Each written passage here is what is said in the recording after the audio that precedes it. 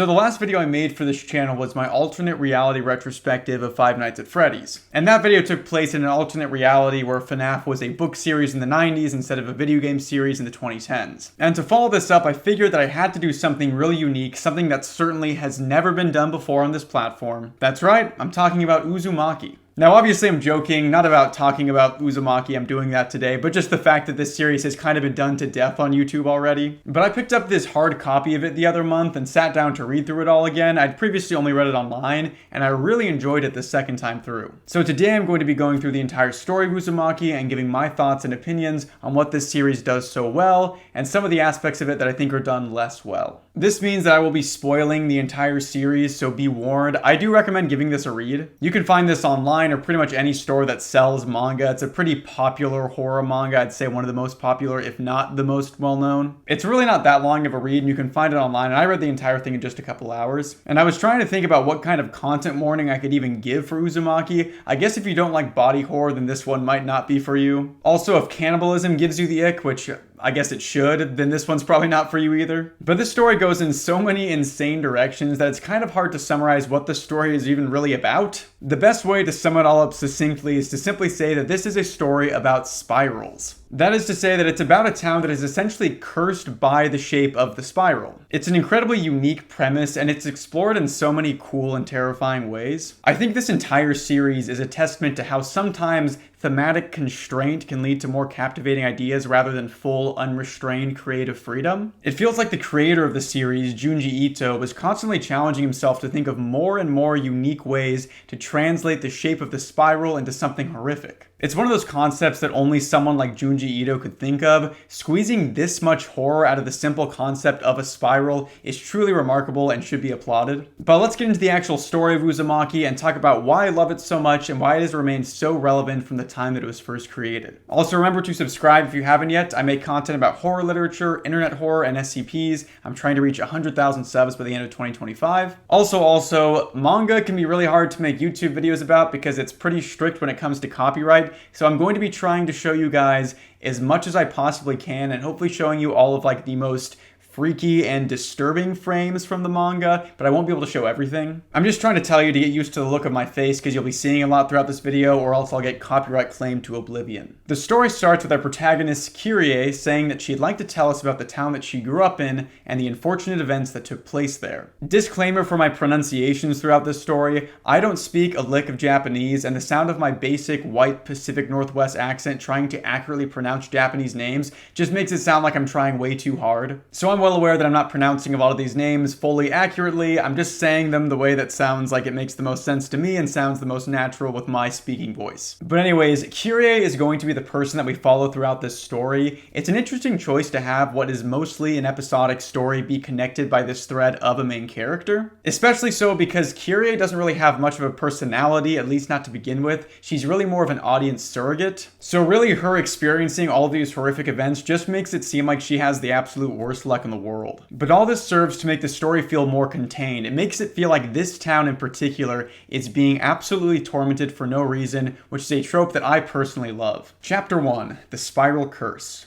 Our first chapter starts with Kyrie running to the train station to meet up with her boyfriend, Shuichi. While Kyrie is running, she runs into a rogue whirlwind that momentarily distracts her. This out-of-place meteorological phenomenon is our first sign of the spiral curse. Kyrie continues towards the station and sees Shuichi's dad crouched in an alley, staring at the shell of a snail that is on the wall. She tries to get his attention, but he doesn't respond. She thinks this is strange, but she's already late, so she continues on without trying to engage Shuichi's dad further. She gets to the station and meets up with Shuichi. We learn that he's been going to the school the next town over and says that his dad has been acting strange lately. He asks Kyrie to leave the town with him and never come back. He says that there is something wrong with the town and that he feels dizzy every time he steps off the train and onto the platform in town. Kyrie hasn't noticed anything odd, however. Shuichi says that everything in this town bothers him. The tall mountains that surround them, the Black Lighthouse, and even the ocean seems to be different here. It's all more gloomy and dreary. He says that he can't stand to stay in town any longer and leaves to go back home. We then shift to Shuichi's dad's perspective. He has gone to see Kirie's dad, who is a potter. He makes ceramics for a living. Shuichi's dad tells him about the beauty of the spiral. He says that he has been fascinated with the shape and that he wants him to make him a spiral dish, and he says that money is no concern for him, he'll pay any price. We learn that he has been collecting everything that he can find with a spiral pattern on it, and that this obsession has only recently started. Junji Ito's art is always incredible. He is known for some of his more grotesque, insane images,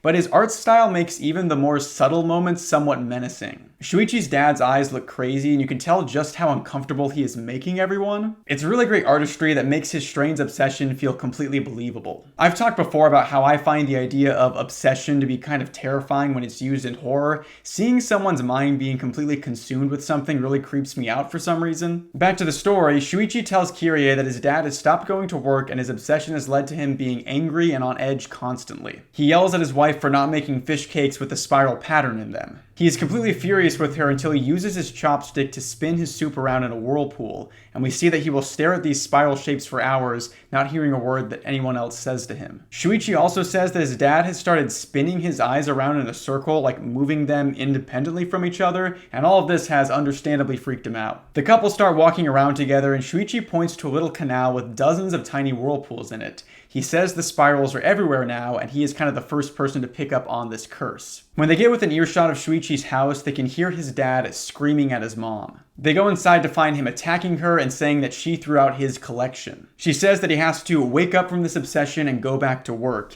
He says that he doesn't need the spiral items anymore because he can make the spirals himself. He takes off his glasses and starts spinning his eyes independently of each other. This freaks Kirie out, who leaves, and a few days later, her dad asks her to deliver the dish to Shuichi's dad. She nervously walks down to Shuichi's house, and his dad opens the door but tells her that he doesn't need the vase anymore since he has learned how to make the spirals himself. He says, "Watch this," and sticks his massive tongue out of his mouth and curls it into a spiral shape. Kirie is understandably horrified by this and runs back home, passing a delivery boy on the way. A few days later, Shuichi's dad dies and the town gathers for a funeral where they cremate him. Shuichi's family says that he fell down the stairs, but Shuichi tells Kirie that this was a lie. The other day, he and his mom return home to find a large circular container sitting in the middle of their house. They open it, and this is what they find. Shuichi's dad has twisted and contorted himself into this spiral shape inside the circular container, finally becoming one with the spiral, but killing himself in the process. The chapter ends with his ashes being released into the air where they form a spiral shape in the sky. This is about as perfect of an opening to a story as you can get. It immediately introduces us to this strange spiral obsession that will be a constant theme throughout the rest of the story. It also shows us some of the paranormal aspects of the spiral obsession. Shuichi's dad is able to contort himself in ways that shouldn't be physically possible. Something unnatural is clearly going on here, but it also seems to have come from absolutely nowhere. Shuichi's dad's obsession was a recent development, but it consumed him completely. Chapter 2, The Spiral Obsession, Part 2. The second chapter and the first act as two sides of the same coin. Whereas the first chapter was about a character being hopelessly entranced by the spirals, this chapter is about Shuichi's mom's growing paranoia and fear of them. I really love this angle. It shows us right away that we won't simply be seeing a bunch of characters succumbing to the same obsession as Shuichi's father. Instead, we will be exploring different aspects of this spiral obsession. The curse isn't a one-size-fits-all experience. It devastates the people of the town in unique ways. The chapter opens up from where the last one picked up. The ashes of Shuichi's father float into the sky, forming a spiral pattern. They then descend and drop into Dragonfly Pond. Dragonfly Pond is a local landmark, and we learn that Kirie's family lives right next to it. The ashes are sucked to the bottom of the pond, and it's clearly an unnatural phenomenon. Beyond that, the drifting smoke seems to form the image of Shuichi's dad's face for a moment. This causes his mother to have a breakdown, starting her descent into madness. They take her to the hospital where she violently fights against the staff. She sees one of the nurses has her hair pulled up into a sort of bun, making a spiral shape, and she attempts to rip her hair out. This paranoia just grows worse and worse. The sight of a spiral brings Shuichi's mom into a frenzied panic. She cuts off her own hair to get rid of all the spirals on her body. Then, one day, she realizes that her fingerprints have spiral patterns on them, so she cuts off the skin of her fingers with scissors in order to get rid of them. Shuichi tells Kirie that the sight of a spiral makes his mom think of how they found his dad when he died. When she sees the spiral, she sees her dead husband telling her to join him. Shuichi's mom is taken to a doctor who recommends that she be transferred to a different hospital. While they're all discussing this, Shuichi notices a medical diagram on the wall. He sees that the inner ear, the cochlea, forms a spiral shape inside your head. He panics and turns his mom away from the poster before she can notice. He then brings her back to her room. She says that she doesn't want to go to the psychiatric hospital, and Shuichi says there are people there that can help her. She replies that she doesn't need help because she already got rid of all the spirals on her body. Later that night, while she is asleep in her hospital bed, a centipede crawls up onto her bed and tries to wriggle its way into her ear while she sleeps. It's absolute nightmare fuel. She wakes up in a panic and throws the alarm clock on the bedside table at the centipede, killing it. When it dies, it curls into a spiral pattern. She then sees her husband inside of it, telling her to join him yet again. When Shuichi arrives to check on her, she asks him and the doctor about what the inside of her ear looks like. She asks if there's a spiral pattern in there, and the doctor says there isn't. She calls them all liars and runs to the doctor's office with the diagram on the wall that Shuichi saw, but he's taken the poster down and tells her that there are no more spirals inside her body. That night, right before bed, the nurse checks on her and refills her IV bag, and just as she leaves,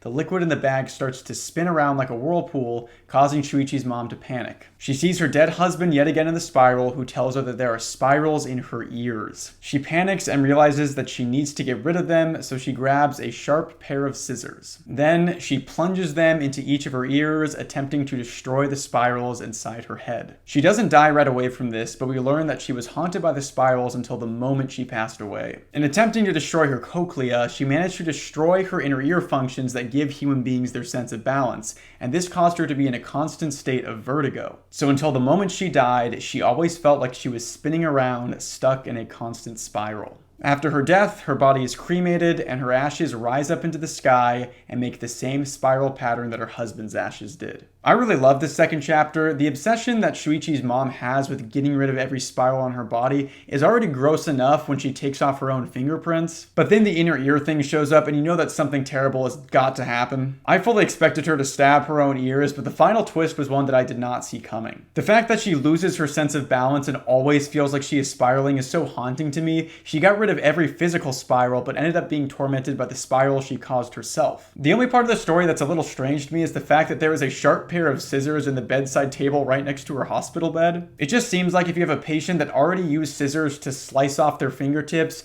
maybe you should make sure they don't have access to those scissors anymore. But that's really just a nitpick. Junji Ito isn't really concerned about creating an airtight plot. The stories are meant to act as serviceable setups to a final insane scare. Seeing all these pieces come together at the end, resulting in some sort of crazy nightmare scenario, is the reason that I love UZUMAKI. It's just such a fun horror experience. Chapter 3. The Scar.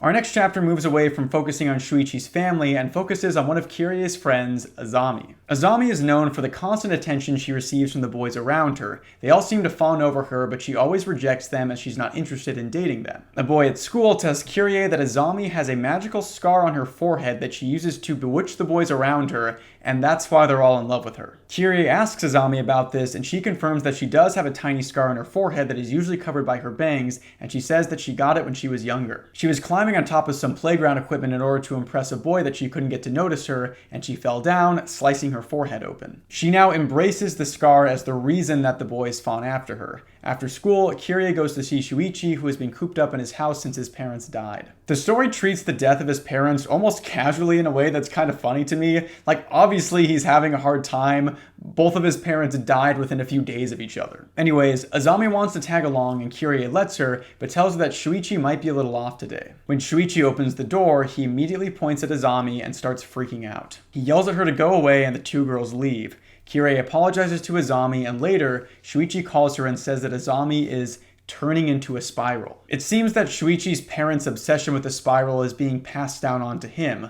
Later that night, Azami goes back to Shuichi's place. He opens the door and she tells him that no boys have ever been able to resist her except for him. He tells her that she has a spiral on her forehead and she shows him her scar. He tells her to go look in the mirror and she sees that her crescent-shaped scar is now a spiral and seems to have grown. He tells her to leave the town immediately and never come back. This only makes Azami more obsessed with him. She's never once faced rejection and won't rest until Shuichi falls for her. The next day, Kyrie tells her to stop visiting Shuichi. Azami says that she will stop at nothing until Shuichi is hers. A whirlwind forms near them and blows Azami's bangs up from her forehead, exposing a massive spiral-shaped hole in her head. She runs away, and later that day, a boy named Okada shows up at Azami's place and confesses his love to her. He says that he can't help being sucked in by her. Shuichi calls Kyrie and tells her that Okada called him and seems to be in love with Kyrie and that he wants to talk with him at the park, and Kyrie decides to meet them there at night. It's kind of a confusing situation. Kyrie gets to the park to find Azami wearing a hat that covers most of her forehead. She says that she can't seem to focus and that something doesn't seem right. Then she takes off her hat. We see that her entire forehead has been turned into a deep, spiraling pit, which expands further and further until one of her eyes gets sucked into it. It's a very trippy and gross image. There's a movie called Incantation that I really like that has a very similar concept to this one, and I wonder if that movie wasn't partially inspired by this story. While this is happening, we see that Shuichi has met up with Okada in the park. We learn that Azami told him she would go out with him if he brought Shuichi here. Azami walks over to them with her hat back on, covering her forehead. Okada asks her if they can now go out now that he did what she wanted, and she laughs and dismisses him. This makes him angry, so he pulls her hat off, exposing the spiral pit where her face used to be. He is horrified by the sight, but reaches towards her. He is then sucked into the spiral pit, his body being crushed and stretched into non-existence. Kyrie and Shuichi look on in horror as Azami is then sucked into her own spiral, leaving nothing left. This story is our first look at something innocuous being contaminated by the spiral. Azami's scar stayed the same for years up until the spiral started to consume it. This contamination will be a theme going forward, as nothing is safe from this bizarre curse that seems to have started suddenly and come from absolutely nowhere. There's certainly horror in this idea that no one is safe from being contaminated, but that the curse does seem to be somewhat selective with its targets. If everyone was consumed by the spiral immediately, then it would be horrifying, but there would be some pattern to it because it destroyed everyone indiscriminately. But the fact that the curse does seem to be selective in who it targets, at least for now, makes everything feel more personal, like it's having fun in the creativity of its torment. Chapter 4. The Firing Effect.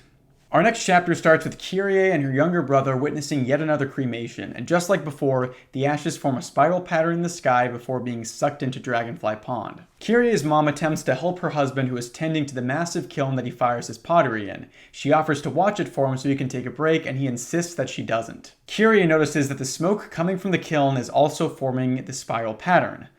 That can't be good. Her dad goes to an art show and reveals that all of his pieces went into the kiln as normal pots, bowls, and cups, but have now turned into these twisted, weird spiral shapes. One of the other vendors asks him what kind of clay he used to make the pieces, and he says that he would prefer to keep that information to himself. He comes home without having sold a single piece. Kyrie examines the strange pottery and can see a ghoulish-looking face in the design. She asks her dad why he would do something like that. He tells her that the pottery went in completely normal and that it must be some sort of chemical reaction with the clay. Kyrie notices that all the faces in the pottery are somewhat familiar to her. They are the twisted faces of Shuichi's parents and the rest of the people that have died in town recently. Shuichi has been spending his days alone in his house, and Kyrie tells him he needs to come over to her place to eat since he hasn't eaten for days. Her family treats him to some dinner, but Shuichi is horrified when he finds out that his plate is one of the spiral plates. He freaks out, and Kyrie asks her dad why he would do this to Shuichi. He says that Shuichi's dad understood the art of the spiral and that he thought he would appreciate his art. Shuichi asks him where he got the clay, and he says it's from Dragonfly Pond.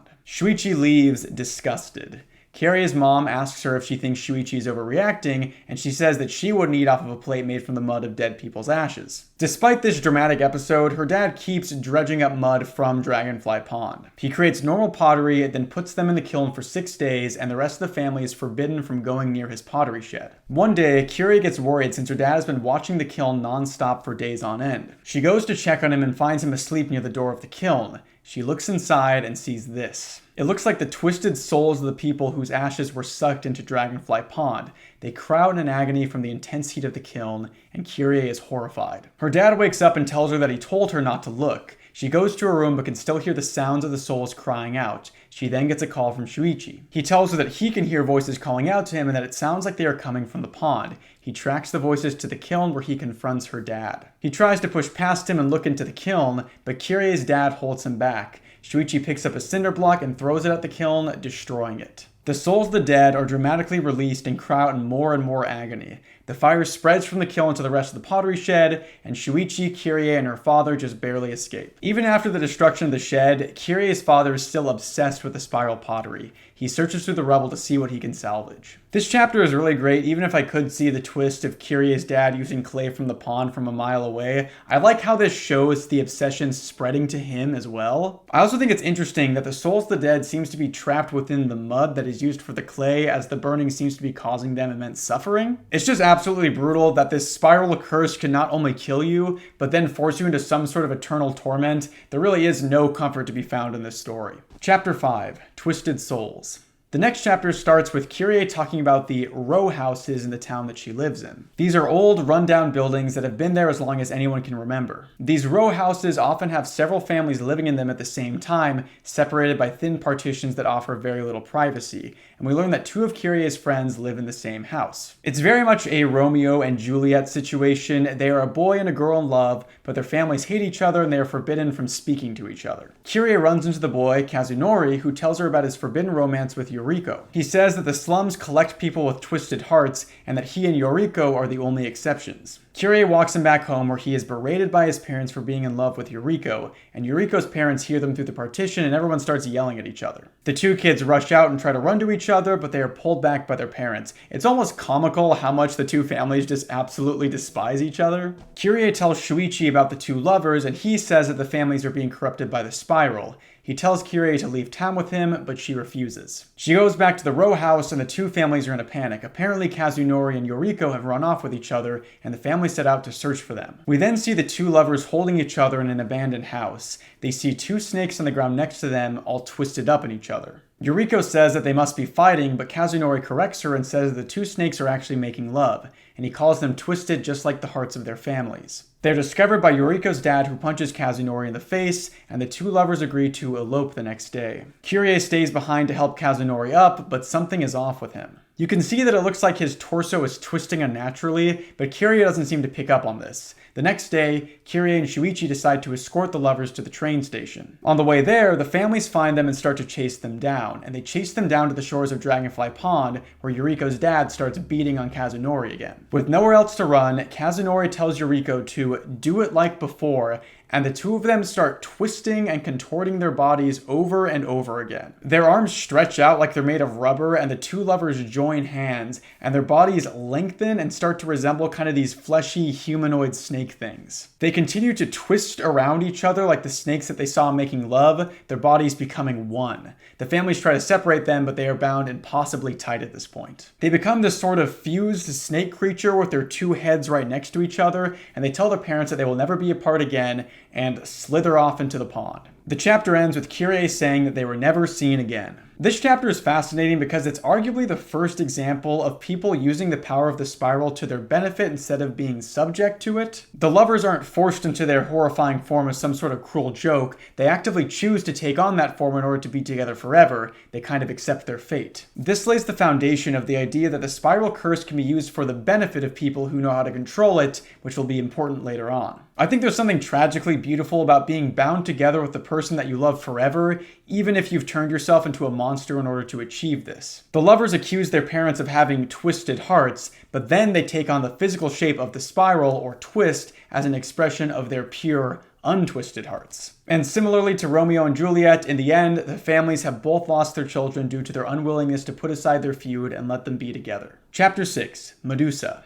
This next chapter is the first instance of the spiral curse directly affecting Kirie. Whereas before she's been an observer of the cruelties of the curse, now she is subject to it. The story starts with Kirie recounting that one of her classmates fell from the roof of the school and died surrounded by a crowd, and she noted that he almost looked content when he died. Another one of her classmates points out that it's nice to have people notice you, and maybe that's why he was happy. Shuichi tells Kirie about the attractive power of the spiral. He says that they mesmerize people because your eyes naturally want to follow the edge of the spiral to its center, and it's interesting that this is being brought up now. In the Scar chapter with the girl who grew the massive spiral on her face, there is a moment where her eye is physically sucked into the spiral, mirroring what Shuichi is saying here. He tells Kyrie that her hair is getting long and that she should cut it, and normally this would maybe be an unwelcome suggestion from a boyfriend, but his paranoia plays a big part in this. While Shuichi hasn't become as paranoid as his mom was of the spirals, he definitely seems to be moving in that direction and seems to be the only one to acknowledge the curse. The next day at school, everyone seems to be staring at Kyrie. Her friend asks her what she did to her hair, and we see that the ends of her hair have curled into spirals. Like Shuichi said before, the spirals start drawing people in, and Kyrie starts getting much more attention than before. But she doesn't like this, however, and tries to braid her hair, but this doesn't work and kind of snaps back into place. She goes to a salon to get her hair cut short, but as the lady starts to cut it, it lashes out and attacks her, and it seems like her hair almost has a mind of its own and does not want to be cut. Over the next few days, Kyrie's hair starts to grow rapidly and starts floating around her head unnaturally, and anytime she tries to cut it or go to the doctor, it starts to strangle her. As the hair continues to grow, Kyrie can feel herself getting weaker. It's like the hair is sucking the life out of her. Over the next few days, crowds form around her and start to look at her hair. She walks home from school with one of her friends who says that she must love the attention she is getting, but Kyrie just wants it all to go away, and her friend can't believe this. The next day, that same friend shows up with her hair in the same patterns as Kyrie's. It seems that she has willingly done this to herself in order to steal the spotlight away from her. The two of them face each other and their hair starts growing more and more, attracting a large crowd around them. It's like the two heads of hair are trying to one-up each other. Eventually, Kyrie and her friend start looking and feeling incredibly weak. Frustrated with Kyrie, her friend attempts to strangle her with her hair, wrapping it around her neck. But then Shuichi shows up with scissors and attempts to cut Kyrie's hair, but it lashes out and attacks him, completely wrapping him up, and Kyrie falls to the floor exhausted. The other girl now excitedly proclaims that she won, but she's looking more and more ghoulish by the second. Shuichi then cuts himself free of the hair that he is encased in. This is honestly one of Shuichi's best moments. The central romance of the story hasn't really been explored all that much, but his sacrificing his life to save her is awesome. Especially because Kyrie doesn't seem to be totally on board with Shuichi's spiral curse idea either. Even though she doubts him, he comes through and saves the day. With Kyrie's hair cut short now, her friend continues to demand more and more attention. Her hair grows and grows, forming elaborate spiral patterns, but then she starts to feel extremely weak. She says that she needs to take a break, but her hair doesn't obey. It wraps itself around a telephone pole and tethers her to it. And at this point, she's a ghastly shadow of who she once was. The story ends with the friend dying while she is still leashed to the pole. Kyrie says that the hair continues to stay wrapped around the pole, drawing more and more people in. This chapter is interesting in that it seems to further establish the connection that Shuichi and Kyrie have. This is going to be more important later on, so it's good to have this all set up here. I do like that the two of them always seem to support each other no matter what is going on in their lives. Shuichi kind of treats the entire curse with a sort of matter-of-factness that is really refreshing. This story isn't really concerned with our main characters investigating various situations or anything like that. It's mostly about them seeing insane things and explaining those things to the audience. And I think that format could be an issue if the imagery wasn't so perfectly grotesque. You can forgive a lot of the bare bones elements of the story because of the amazing scares. When you start reading UZUMAKI, you know that you aren't going to get the most airtight narrative, but this loose formatting allows Ito to explore so many cool concepts, and I think that's really awesome. Chapter 7, Jack in the Box. Of all the chapters that we've covered so far, this one feels most like an episode of Goosebumps, and I absolutely love it. I mean, it's obviously significantly more disturbing than what you would find in Goosebumps, but the concept is just so silly that it would fit right in with that series. The story starts with Kyrie talking about a 7th grade boy in your school named Mitsuru who likes to jump out and scare people, so people call him the Jack in the Box. This tangent is only barely related, but there's a fast food chain here in the US called Jack in the Box, and I've only ever eaten there once. I was doing a 50-mile bike ride with my 2 friends, and for some reason we thought that it would be a good idea to eat like greasy fast food like 5 miles into this ride. So if I ever call a character out for making a bad decision in one of these stories, just know that's coming from the guy who started his 50-mile bike ride with Jack in the Box. But back to the story, Kyrie and her friend have to walk through the cemetery, which has recently been filled up due to this spiral curse. As they're walking, Mitsuru jumps out from behind a grave and scares them. He tells Kyrie that he's going to be with her someday, and she says that she doesn't like it when he scares her, but he continues to follow her around and scare her over the next few days. One day he meets her on the side of the road and gives her a wrapped gift, and she tells him that scaring her won't make her like him, and it seems like he realizes his mistake at this point. But then he makes the most insane decision that we've seen in the story so far. He tells her that to prove his love to her, he will run in front of a car and stop it with his love. Yeah, he gets run over by the car, tangled up in the wheel well, and dies. What a surprise. This is one of my favorite examples of Ito knowing that he has this really good idea for a scare and then brute forcing a setup no matter how unbelievable it may be. You gotta love it. But anyway, Mitsuru is buried, but they do a closed casket funeral due to how mangled his body was. They had to take the car apart to remove him since he was so tangled up in everything. Kiria gets home and opens the present that he gave her. It's a jack-in-the-box. It springs out and Kiria hears it calling out to her, telling her that it's her fault that Mitsuru died. She calls up Shuichi, who tells her to meet her in the cemetery that night, and he shows up with a crowbar and a wooden stake and says they need to stab it through Mitsuru's heart. It was at this point that I started to love Shuichi. The man is no nonsense. His girlfriend thinks she hears Mitsuru's voice calling out to her, and he sets out to solve this issue immediately. I also love the fact that so many insane things have happened in the world up to this point that Kiria doesn't seem to really even question Shuichi all that much. She just goes along with it. Another little plot detail that I really like is that the characters mention a few times that the cemetery has had a ton of new people buried in it over the past few weeks. You'd be forgiven for thinking that Kiria has been present for all the deaths caused by the spiral curse, but there are dozens more happening without her knowledge. These deaths ironically make the world feel more alive, and I really like that while this curse is localized to the town, it seems to be making its way through more people than we are shown. Back to the story, Shuichi opens the coffin and finds Mitsuru's dead, decaying, stitched together body, which then springs out of the coffin suddenly. Shuichi and Kiria take off running, but the body starts jumping after them. It chases them through the graveyard, losing more and more limbs and other body parts with each leaf, and eventually it completely falls apart.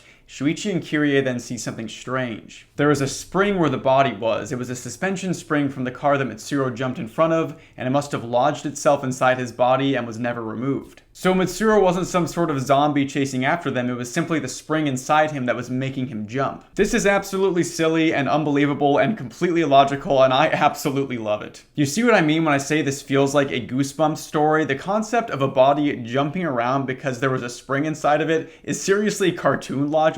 And beyond the absurdity of the physics of the situation, we are also supposed to believe that Mitsuru's body was stitched together and examined, but no one ever noticed the spring. I think in a story that takes itself a little more seriously, these contrivances would bother me, but I just think the concept here is so fun and such a cool way to use the jack-in-the-box trope. It really feels like Ito got the idea of a corpse springing out of a coffin like a jack-in-the-box, and then decided to use whatever means necessary to get the story to that point. I love it. Chapter 8, The Snail. A friendly reminder that I said at the top of this video that there's going to be a lot of body horror in this story. This chapter is going to get pretty deep into that, so be warned. This chapter starts with a strange classmate of Kirie's, Katayama, showing up to class absolutely drenched. Apparently he only shows up when it rains. His teacher tries to ask him about why this is, but he avoids the question. And from the first panel that we see this guy, he already looks gross. There's definitely something off with him. Later that day, they play volleyball during gym class, and Katayama is berated for being way too slow, and it seems like his reaction time is almost non-existent, and this causes the other kids to bully him. They drag him out of the locker room naked and into the hallway. He lays on his stomach and we see a strange spiral pattern on his back. He then slides back into the locker room. The next time it rains, he shows back up to school soaking wet again, but this time it looks like there's some sort of swollen mass on his back, but he doesn't seem bothered by this. The growth gets bigger the next day until finally he comes crawling to class with what looks like a large, fleshy snail shell on his back, and it seems like he's turning into a snail. Everyone is freaked out by this, and it's only made worse the next day when they find him on the side of a building, slithering up it like a snail would. People gather around him and start yelling at him to come down, and his eyes bulge out of their sockets, forming eye stalks like a snail has, and eventually they get him down from the building. His parents come to ask about what happened to their son, but they're disgusted at this human-snail hybrid and completely disown him, so the school decides to take care of him. They put him in a sort of animal enclosure, and other students come and look at him and feed him, and the bully from earlier jabs him with a stick in order to torment him some more. Eventually the rain lets up and Katayama remains inside his shell. It appears that he needs the rain in order to survive, and he's now wasting away without any water. Kiria and her friend take the nearby hose and spray him down, re-energizing him. A few days pass and we learn that the bully kid from earlier hasn't been to school for a while. They then see what they think is the snail Katayama crawling up the classroom window, but one of the students points out that it's not Katayama, It's the bully who has now too been turned into a snail. They place the two snail people inside the same enclosure and they start to mate, and a few weeks later they both go missing, appearing to have dug themselves out of their cage. Kirie and her teacher go to look for where they went, and they follow the slime trail to the nearby woods where the teacher finds some eggs that were laid by them. He stomps them with his feet, saying they have to destroy all of these mollusk people, and Kirie seems concerned about this, but the teacher is set on never seeing the snails again. A few days later, however, the teacher crawls into the classroom at the start of the school day, having now become a snail person himself. This is the grossest story so far to me. The way that the snail people are drawn is so gross, and the slow transformation looks so uncomfortable and painful. I like that this infection seems to be passed on through touch. The bully prods Katayama with a stick and then gets infected, and then the teacher stomps the eggs, causing him to be infected. I think it's kind of funny how Katayama is treated just like a zoo animal as soon as he is caught. We aren't aware of how sentient he is, but I imagine that he is fully aware of his situation. I also really like the detail that he was moving incredibly slowly before the transformation. It's a cool first symptom of becoming a snail. This chapter is gross, but in a really unique way, so I kind of like it. Body horror tends to get to me more than most other types of horror. There's just something about having your body twisted into something unrecognizable that freaks me out. Like, I think that being transformed into one of these snails would be a fate worse than death. I would honestly just prefer to be put out of my misery at that point if I were turned into one of these things. Chapter 9, The Black Lighthouse.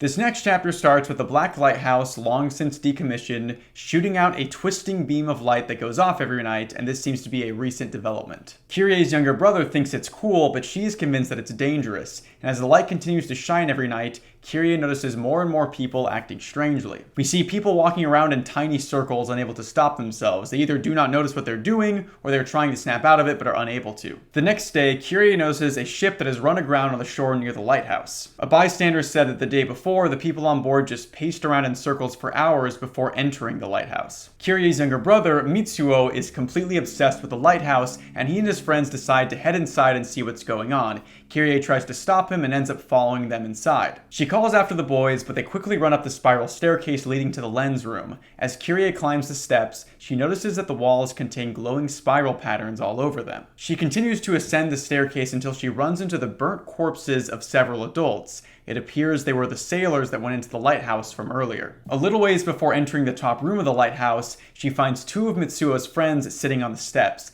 They say they were scared, but Mitsuo and the other boys went ahead. She tells them to get out of the lighthouse quickly, and she opens the door to the lens room to find that the glass lens of the lighthouse seems to have some sort of biological growth over it. Examining it closer, Kirie finds that it's actually the melted glass of the lens that has formed this sort of spiral pattern. Mitsuo and his friend are sitting on the ground, unable to look away. Kirie looks outside and sees that it's almost sundown, meaning the lighthouse will shine once again. She tells the boys to run down the stairs as fast as they can. The three of them head down the stairs but are unable to escape fast enough. The lighthouse shines its light, which chases them down the spiral staircase. I like this detail of the light kind of chasing them down the spiral staircase. It shows that it isn't really light, it's something else that's being shot out, something that's less natural and is slower than light. Mitsuo's friend trips and is unable to get up in time, and he is swallowed up by the light, his body catching fire and it causing an explosion, which blasts Kirie and Mitsuo out of the lighthouse. The next day, the bodies of the 5 sailors and the boy are recovered, and we learn that there are plans to demolish the lighthouse, but until then, it will shine its spiral light every night. This is the first chapter in Uzumaki, at least to me, that feels like it's not quite up to the quality of the rest of the chapters so far. It's a cool bit to the story, but it lacks a lot of the nightmarish imagery from earlier chapters. The big scary scene is either supposed to be the burnt corpses of the sailors or the reveal of the melted lighthouse lens, but neither of those things are that shocking at this point. Despite the fact that I consider this to be one of the weaker chapters, it does serve an important story purpose of introducing the audience to Mitsuo, who will be very important later on. Chapter 10, Mosquitoes. I sometimes hear people talk about these next 2 chapters like they come out of nowhere, but I actually disagree. I think we've seen enough pure insanity so far that nothing is off the table at this point. This next chapter serves as a direct sequel to the last in that it picks up with Kirie in the hospital, recovering from the wound she sustained during the lighthouse escape. While there have been connective tissues between some of the chapters before, this chapter starts an arc that continues through to the next chapter as well. While Kirie is recovering in the hospital, she notices that the town is attracting an unprecedented amount of mosquitoes to it, and these mosquitoes fly in spiral patterns. Her friend visits and goes on a walk with her where they notice a mosquito column, which looks like a twister made of pure mosquitoes. My absolute worst nightmare. They then discover the dead body of a woman in the grass. It appears that she was bitten to death by the mosquitoes. Her body is covered in the tiny holes of a mosquito bite. Over the course of the next few days, an unusual amount of pregnant women are admitted to the hospital covered in mosquito bites, and one of these women is Kyrie's cousin. Kyrie visits her and notices a strange instrument that has been completely wrapped in her things, and her cousin tells her to put it back in the cupboard and not worry about it. The next day, a patient is found dead in the same way as the body from earlier. He is found full of tiny holes and his blood has been drained.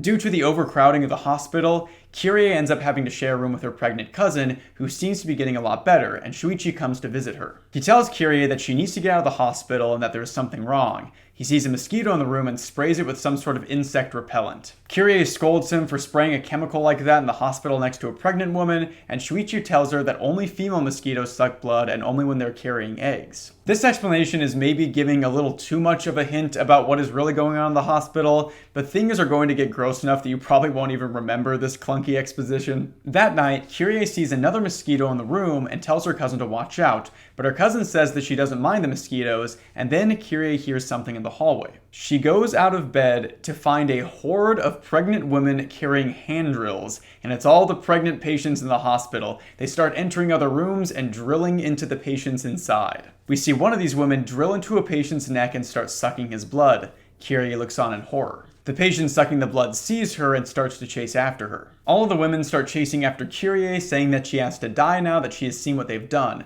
A nurse tries to intervene, but she is drilled into and drained of her blood. Kyrie gets back into her room and picks up the mosquito repellent that Shuichi left, and this appears to scare off all the pregnant women. The next day, the evidence of their massacre is gone. The chapter ends with Kyrie saying that the babies that have been fed with human blood will soon be born, and no one will really know what happened inside the hospital. At a first glance, this chapter might seem like it abandons the whole spiral theme, but there are actually a few good examples of the spiral imagery here. The first and most obvious being the mosquitoes flying around in spirals, but we also have the hand drills that have a spiral pattern on them. I think a lot of people are just thrown by how wacky the premise of this chapter seems to be on its face. We have an army of pregnant women sucking people's blood to feed their babies. But I like that the concept of this spiral is implemented in so many different ways that it might only feel barely connected. It's a fun way to write what is essentially a zombie story. I mean, it's probably more accurate to say it's a vampire story since they're literally sucking people's blood, but they kind of look like zombies. My only major gripe in this chapter is, again, how much Shuichi lays the mystery out for us before we see anything crazy happen. I think the confusion would have made the massacre scarier. Then afterwards, we could have Shuichi explain that only female mosquitoes carrying eggs suck blood, and it would start to make a little more sense.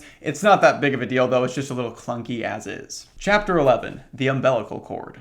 Okay, so this one might actually be the grossest chapter. There's going to be some talk of cannibalism and just generally disgusting, grotesque ideas and themes here. If you have a weak stomach, then this might be a good chapter to skip. It doesn't really set anything that important up besides the concept of cannibalism, which does come back later. We start the chapter with Kyrie explaining what happened in the last one and saying that no one believes her story about the pregnant women, although security has tightened in the hospital lately. This has caused the women to stop feeding on other patients, although Kyrie did catch her cousin snacking on a blood bag like it was a Capri Sun at one point. But anyways, her cousin goes into labor and delivers her child that has been fed with human blood, and she delivers a beautiful, healthy baby, and so do all of the other women in the hospital. Kyrie sees all the mothers in the same room holding their babies and notices that it looks like the stomach of each child is swollen underneath their swaddles, but the doctor says this is normal. The mothers all glare at her and one of the babies starts crying. The sound pierces Kyrie's ears and she runs away in a panic, tripping and falling down the stairs. This leads to her being hospitalized yet again immediately after recovering from her previous injuries. I definitely laughed when I got to this point. That's just some absolutely terrible luck. While she is laying in her hospital bed, she's brought some food to eat. The hospital staff tells her that she's eating mushrooms, but Kyrie says they taste like meat. So like I said, this chapter is kind of really super gross, so just don't say I didn't warn you. Moving on. Despite being told that the food is in fact mushrooms, Kyrie refuses to eat any more of it, and we learn that the rest of the people at the hospital are obsessed with these mushrooms. They say that they are super nutritious and a new kind of food that they haven't had before now. Kyrie takes a walk through the hospital and hears voices coming from the pediatric wing. She walks through the door to find that all of the newborn babies are already fully speaking, and they're talking about how much they want to return to their mother's wombs. Then, while examining one of the babies, its onesie pops off, and exposes a large, spiral, mushroom-like growth coming from its belly button. She panics and runs into the next room and finds it covered in these growths. She asks the doctor inside about them, and he says they are the placentas of the babies. Apparently, since they were fed with blood, the placentas of the babies have regenerative capabilities and keep growing even after they've been cut off. In order to dispose of them, the hospital staff have been feeding them to the patients since they are supposedly very nutritious. That's what the mushrooms really are. This doctor seems to be completely bought into this and is completely under the control of the babies. Kyrie looks into the next room to find her cousin naked with a bulging stomach. So like I said, I don't know how much of the story I'm going to be able to show without getting copyright claim through this video, but I know I for sure can't show what Kyrie's cousin looks like. She has had her stomach cut open, her newborn placed back inside, and then had it sewn back up again. The doctor holds Kyrie back and tells her that this is the natural evolution. Kyrie's cousin seems to maybe still be like a little protective over her at this point, so she shoots her tongue out like a frog and uses its sharp tip to stab into the doctor's neck and start drinking his blood. Kyrie sprints out of the room, through the room with the mushrooms, and calls for help. Some of the staff arrive, but they are distracted by the mushrooms and start eating them. While they eat, Kyrie's cousin enters the room and says that she needs more blood. She then does the same tongue maneuver from before and kills the staff workers, drinking their blood. And that is where chapter 11 ends. It's definitely super gross. The fact that everyone is just eating these umbilical cords makes me gag, and even Kyrie's cousin being sewn up is kind of vile. Like I said though, cannibalism will show back up later on in the story, so I guess be on the lookout for that. I bet you can't wait. Let's move on to something a little less gross. Chapter 12, The Storm. This chapter starts what I would call the final arc of Uzumaki, whereas before we had a bunch of different concepts presented in mostly episodic chapters, now we start to see a more focused narrative. This doesn't mean that these next chapters won't introduce some new ideas and characters, but this is where I notice the story starting to make its way towards a conclusion. We see Shuichi and Kyrie sitting on the shore looking out over the ocean. Kyrie tells them that if it wasn't for him, she would have died already.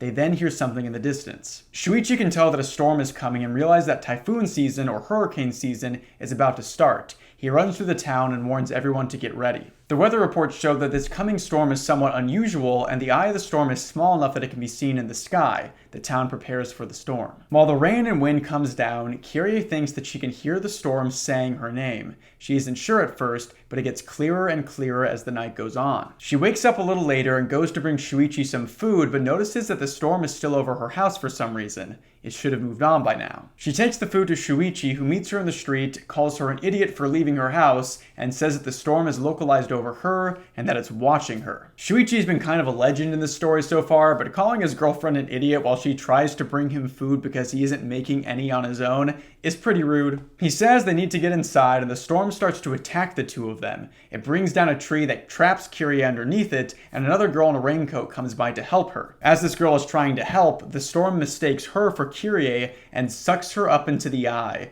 It then violently rejects her and hurls her back down to the earth, killing her. Shuichi pulls Kyrie out from under the tree, and the two of them hide below an underpass where the eye can't see them. There is a post with a large mirror on it near them though. The wind then starts to pick up and bend the mirror so that the eye can look through the reflection and see Kyrie. Panicking, both she and Shuichi open up a manhole and drop into the sewer. Inside, they find a canal full of whirlpools which turn into water spouts that carry the two of them up into the air, joining with the rest of the storm. A little while later, Kyrie and Shuichi wake up on the shore of Dragonfly Pond, mostly unharmed. Apparently, the storm was pulled into the pond just like the smoke was earlier. I find the resolution to this chapter to be a little strange. They are taken by the storm that really seems set on finding Kyrie, but then they are let go for seemingly no reason. I think the core idea of the eye of the storm acting like an actual eye and being obsessed with Kyrie is really cool though. It's a cool inversion of the spiral obsession. This time it's the spiral that is obsessed with the person and not the other way around. Chapter 13, The House.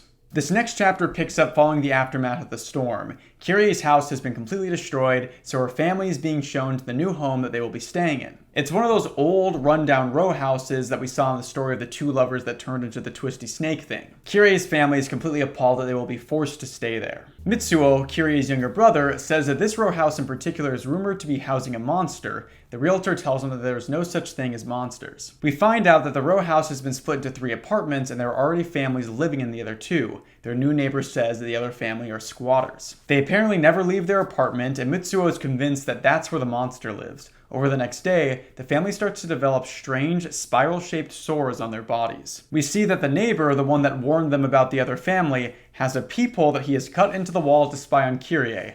Definitely super creepy. At night, the family can hear the squatters next door letting out a ghostly wail. The next day, Kyrie sits outside with a pervy neighbor and asks him more about the other family. We then see what appears to be a woman, although it's hard to tell given that she's covered almost every inch of her in like clothes and robes and all this stuff, run out and quickly grab a tattered robe full of holes from the clothesline. The woman trips and Kyrie tries to help her up, but sees that the woman's hands have what appears to be spiral, thorny growths coming out of them. The lady runs back inside, but later that afternoon, she comes back outside and starts doing the same ghostly wailing as before. Kyrie goes to check on her and she says that her son has died. Kyrie goes in to check, but we aren't told what she sees. We just see that the apartment is full of holes, no doubt from the growths that the family appeared to be suffering from. As the days go on, Kyrie and her family all start to develop those same painful growths. They start out as little spiral bruises, but turn to those spiky thorns that we saw earlier. As they're thinking about what can be done, they see thorns violently shoot through the door. It's the pervy neighbor who has now been completely consumed by these thorny growths. He chases after Kyrie and the family tries to run away, but there was another hurricane going on, so they can't leave the house. The thorny neighbor corners Kyrie before being impaled by a piece of wood that was hurled by the storm. This chapter goes back to the roots of presenting some sort of twisted, horrible aspect of the spiral curse,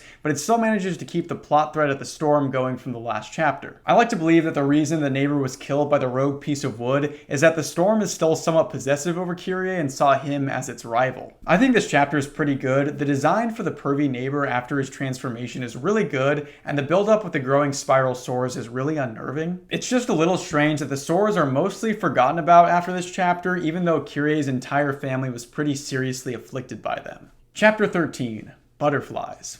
While this chapter continues the same story of the storms that have been present for the past few chapters, we start out by following some new characters, that being a news crew. The town that the story takes place in has been subjected to constant hurricanes and violent windstorms, and all efforts to send aid to it have been derailed. Our news crew consists of 3 people, but Maruyama is the only one that we'll be worrying about right now, given that as soon as they get into town, their van is thrown by a rogue twister. Maruyama is the only one that escapes the car wreck. She sees a helicopter in the sky that is taken by another whirlwind and sucked down into Dragonfly Pond. At this point, most of the town has been completely destroyed. It really does feel like a turning point in the story. No one can ignore the devastation of the curse anymore. Maruyama continues to journey towards the center of town and comes across dozens of dead bodies in the rubble of the houses that have been destroyed by the storms. She hears a sound coming from the lake and goes over to investigate. She sees that Dragonfly Pond is now a massive, constant whirlpool, sucking everything down into it. As she continues her exploration of the town, she finds 3 young boys who have been tied up and bound to poles sticking out of the ground. They also have gags over their mouths. She frees them, and they immediately walk over to the nearest house and blow at it simultaneously, and this creates a massive twister that destroys the house. It appears that a lot of the destruction has been caused by these kids that can seemingly create these tornadoes on command. They start to chase after Maruyama, throwing whirlwinds at her. Just as they are about to kill her, she swipes at them, which seems to create a twister that carries them away. We then see Kyrie and Mitsuo who come to rescue Maruyama. They are out currently searching for food. They tell her that the air pressure in the town is completely out of whack and any sudden movement can create a twister, and it's not something unique to those kids. So the helicopter that we saw earlier that fell into the pond was most likely taken out of the air by a tornado that was caused due to its own propeller blades spinning, and the car crash was also most likely caused by the same effect. Kyrie and Mitsuo take Maruyama to where they're currently staying, one of the old rundown row houses. We learn that they're the only buildings that can resist the whirlwinds. This has caused them to become completely crowded and overrun and full of people. The lack of a consistent food source also seems to be putting everybody inside on edge. If only they had those freaky babies from earlier. 2 of the kids from earlier show up at the house. The 3rd kid died after being swept away by the whirlwind. The kids try to destroy the row house, but it doesn't work. The people inside then all lean out the window and blow their own whirlwinds back at the kids, which carries them away. Kyrie then heads to the back of the house where Shuichi is. He is muttering to himself about how the whole town has gone mad with the spiral. He says that the curse won't stop until everything has been turned into one. Some of the people inside the house point out the windows, and we see that the kids from earlier are flying around in their own twisters, almost like they're riding them. So like I said, the story is getting more linear now, which explains why this chapter doesn't really have any super shocking or standout moments. It's really just setup for the most part. Now we know that the entire village has almost been completely destroyed and that the only refuge are the row houses. We also see that Dragonfly Pond is now sucking everything into it. I think I would say that this is the weakest chapter so far, but only because it has to do a lot of the legwork to set things up, and that makes the moment-to-moment horror less engaging. Chapter 15, Chaos. This next chapter opens with Mad Max-style gangs that ride around on tornadoes that they make and attack elementary schools. They have full-on turf wars where they just throw whirlwinds at each other. While this is going on, Kirie and Mitsuo are looking for food and they run into a group of snail people. That's right, the snail people are back and it looks like the infection is spreading. I was pretty shocked to see them come back so late into the story, but it helps the entire saga feel a little more connected and it's a nice callback to an early chapter. It's just a shame that we now have to look at these snail people more because they are absolutely disgusting to me. Kirie and Mitsuo return to the row house where everyone is more tired, hungry, and cramped than ever before. Kirie's dad digs into the wall and finds a hidden scroll. It looks like an old map of the town, but the entire center is a massive spiral. Since the map appears to be ancient, it shows that this spiral curse may have happened in the past as well. One of the people in the house gets mad at Shuichi because he's constantly murmuring and mumbling to himself and starts a fight that ends with he and Kirie's entire family being thrown out, so they start to look for shelter. We learn that Maruyama had attempted to leave the town via the tunnel she came in through, but it just kept going on and on endlessly. There's no escape anymore. As they continue their search for shelter, the group smells meat cooking and sees one of the gangs have started a bonfire. We see that they are cooking one of the snail people. The group approaches the gang, but they are disgusted when they realize what they're eating. The gang pressures them into eating the snail meat, but they refuse. This starts a fight between Kirie's dad and the leader of the gang. Pretty soon, everyone is throwing tornadoes at each other, and the group is trying to fly away in their own twister. The gang chases after them, and Kirie and Shuichi end up being chased to Dragonfly Pond, where the whirlpool starts to suck them in, so Shuichi grabs onto a telephone pole and grabs Kirie. Safe from the pole of the pond, they look on as the gang members are sucked in and never seen again. Shuichi reiterates that the entire town is going mad with the spiral. This is another chapter with a little bit less going on, although I do think the reveal that the gangs are eating the snail people is really well done and feels super gross. I have to imagine that these snail people still have human flesh and blood, so what the gangs are doing is essentially cannibalism. Not like that's new to this story though. This chapter also shows us just how much this town is being absolutely destroyed by the spiral. It's not even worth salvaging at this point, but no one is able to leave it. Chapter 16. Erosion.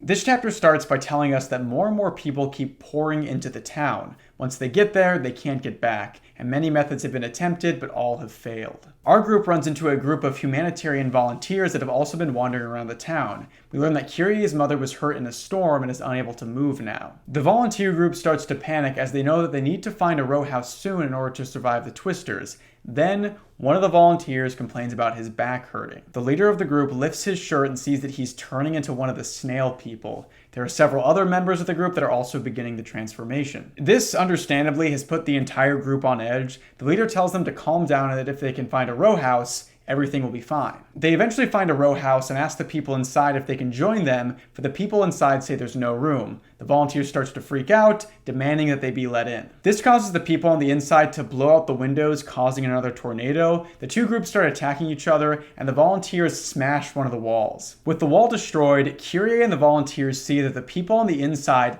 have turned into this twisting mass of flesh, and this is happening to everyone who stays inside the row houses. The mass of people on the inside start to rebuild the wall, which clues our main characters into the idea that expanding the row houses is an option when finding shelter. The volunteer group continues to search for shelter, and they grow more and more hungry and desperate. They stumble upon the burned corpse of a snail person and start to eat it. At this point, Shuichi is hungry and desperate enough that he eats some of the snail meat, and Kirie does the same. The leader of the volunteers tells one of his men that they need to find more snail meat. He points over to one of the crew members that is going to turn into a snail and says that they just have to wait a little bit longer before they can eat him. Kirie and Shuichi abandon the group. They return to Kirie's mom and find that Mitsuo is gone. Kirie asks her where he went, and then they hear him crying out in pain. They find him a little ways away, a snail shell growing out of his back. This definitely raises the stakes of the story. Before, it kind of seemed like our main characters were pretty immune to the situation, but Mitsuo turning into a snail person is absolutely brutal. There are just 3 chapters left, so let's keep plugging along with the story before we discuss the overall themes and quality of UZUMAKI. Chapter 17, Escape.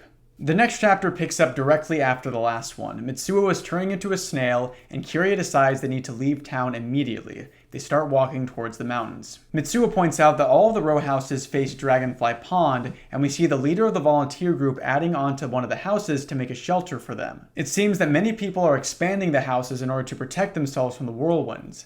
While walking through the woods, our group runs into more of the volunteers. With their de facto leader building the house, Mr. Takamoto has now become the leader of the volunteers that want to leave the town. They have another member of theirs on a leash. They bring him around with them since they know he's going to be turning into a snail, and they plan on eating him when the transformation is complete. They need food for their journey into the mountains. The issue is that both Kirie's group and Takamoto's group have ended up crossing paths with each other, despite the fact that they are both supposed to be walking in opposite directions. It appears that all paths leading away from the town end up spiraling towards each other and converging. The two groups decide to travel together for the time being. Kirie and Shuichi are nervous that Mitsuo will be killed and eaten by the volunteers, so they cover his back in order to hide his shell. The other volunteer then completes his snail transformation. Takamoto and the other two volunteers decide to eat the new snail person raw. The snail retreats into its shell, and Takamoto crawls inside to eat it. It's really gross. Kirie's group continues through the woods, which are now full of spiral patterns. Shuichi sees the spiral pattern in a tree trunk and imagines his dad telling him to join him. This mirrors what his mom would see anytime she would look at a spiral. It appears that the same paranoia is gradually taking over Shuichi's mind as well. The volunteers catch up to them and ask to see Mitsuo's back. They can tell that it's swollen. They try to hide his condition by carrying him on Shuichi's back, but it doesn't work. Mitsuo's eyes bug out and turn into the eye stalks, and his feet are replaced by these snail treads. He has completed his transformation, and the volunteers now want to eat him. Kirie and Shuichi run to the edge of a cliff where they take Mitsuo off their back and instruct him to climb down the cliff.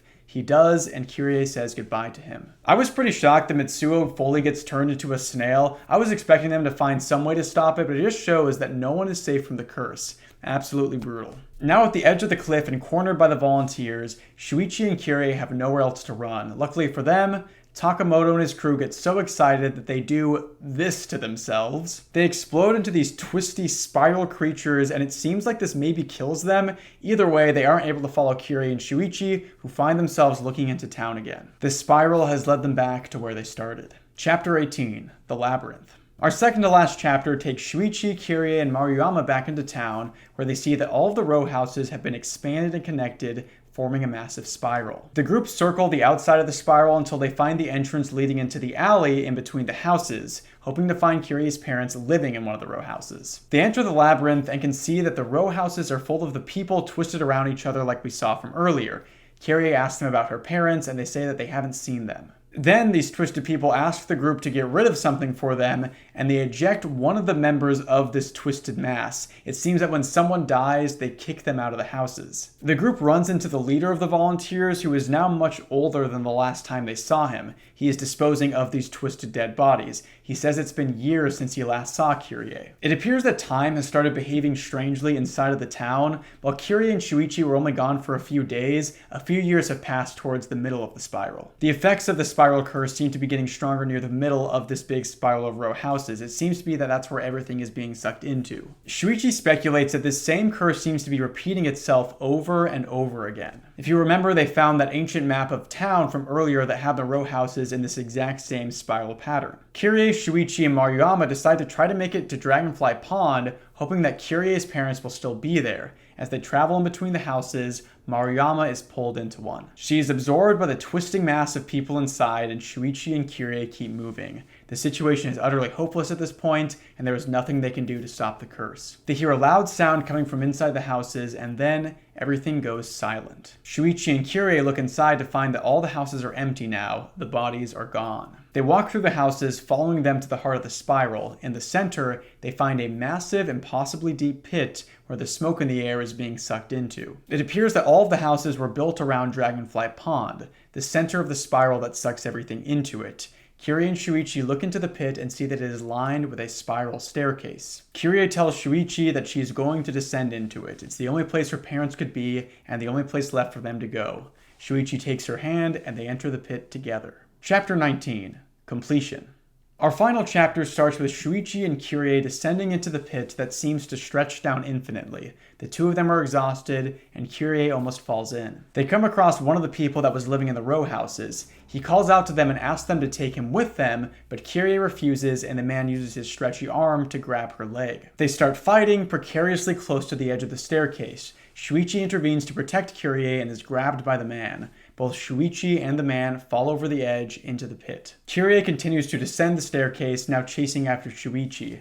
Eventually, she sees a light coming from the bottom of the pit. She makes it to the bottom and finds a strange spiral tower. She tries to jump from the end of the staircase onto the tower, but she is unable to hold on and falls down into the pit, landing on a pile of the twisted people. She looks around to see that she is now in some sort of city made of spiral architecture. There is a massive spiral structure in the middle emitting the strange light from earlier. The floors of this city are completely made up from the twisting people who all stare into the light, mesmerized by it. Slowly, they all start to turn to stone. Kyrie finds her parents, who unfortunately have also been turned to stone. Now that she knows what happened to them, she can finally rest. She looks over and sees Shuichi laying on the ground. He is still alive, but the fall has left him unable to move. He tells Kyrie that this light under the pond is the source of the curse, and that every 10 or 100,000 years, it is strong enough to reach the surface. This isn't the first time that the curse has consumed the town, and it won't be the last. The spiral is reaching the end of its current cycle and will go dormant soon. Shuichi tells Kyrie to leave him and escape, and she says that there is nowhere else to run and that she wants to stay with Shuichi, and the two of them embrace. They join hands and their bodies start to twist just like the two lovers did near the beginning of the story. Shuichi and Kyrie are bound together forever, never to be alone again. The story ends with the spiral of Dragonfly Pond sealing itself. The tower in the center rises up through the pit, becoming the center of the perfect spiral of the row houses. And with the spiral complete, a strange thing happened. Just as time sped up when we were on the outskirts, in the center of the spiral, it stood still. So the curse was over the moment it began, the endless frozen moment I spent in Shuichi's arms, and it will be the same moment when it ends again, when the next town is built amidst the ruins of the old one, when the eternal spiral awakes once more.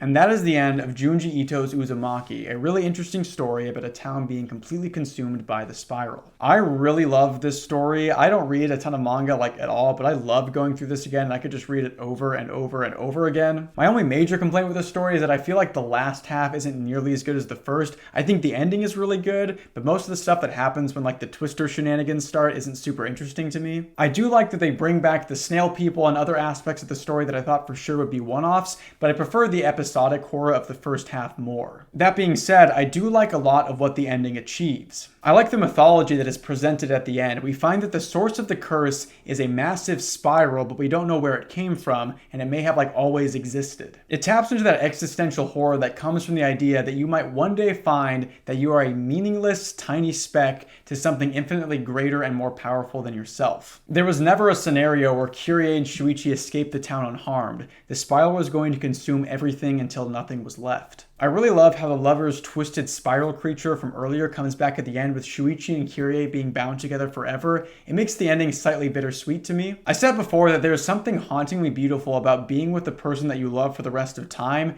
even if you are twisted into something unrecognizable in the process. In the end, Kyrie and Shuichi have succumbed to the spiral curse, but they have done it together and they will never be apart. And I think there's something beautiful about that.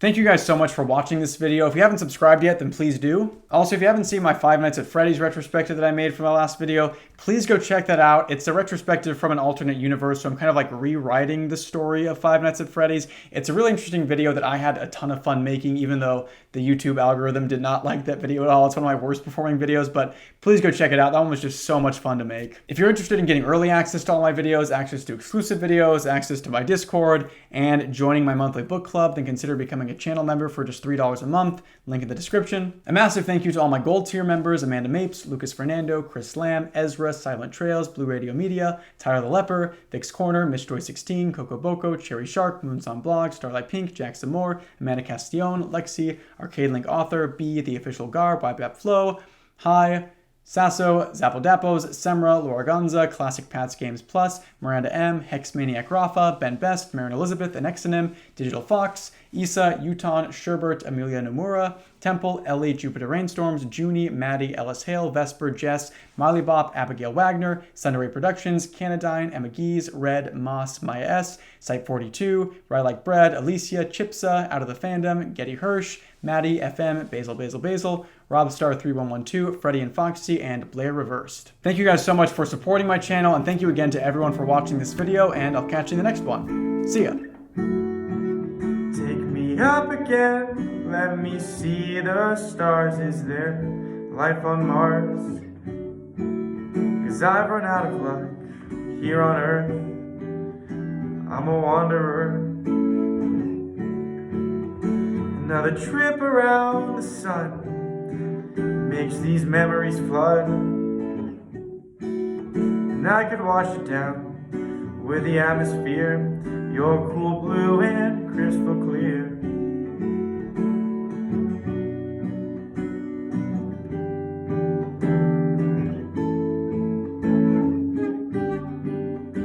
I'm an astronaut flying above, but can't fall in love. Floating alone, brave enough to see the cosmos, too scared to say hello. And I know one day I'll be gold